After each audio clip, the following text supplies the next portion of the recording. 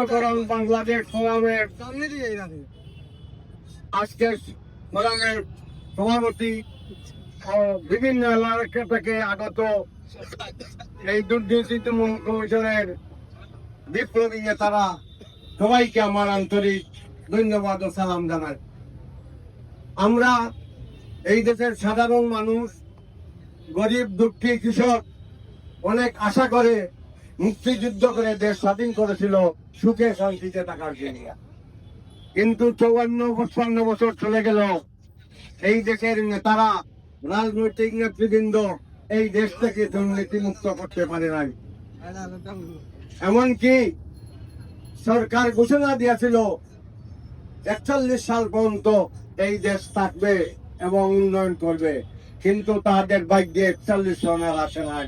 আমার দেশের যুবকরা বুকের রক্ত দিয়ে যারা 9 মাসে দেশ স্বাধীন করেছিল, তারা 15 বছরে স্বৈরাচারকে সরকারের সরাইতে পারে নাই।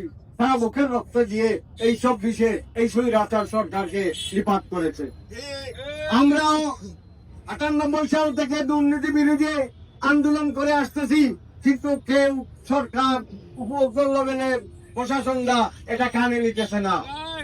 আমার দেশের কৃষক, আমার দেশের যুবকরা আজকে আমরা এখানে খালি হাতে আসছি, আগামীতে আমরা খালি হাতে আসবো না। দুর্নীতিবাদদের অফিস থেকে ট্রেনে থেকে নেমে আমরা বিচার করব। এই সুযোগ আমাদের হাতে দেবেন না। আপনারা আগেই এর ব্যবস্থা করেন।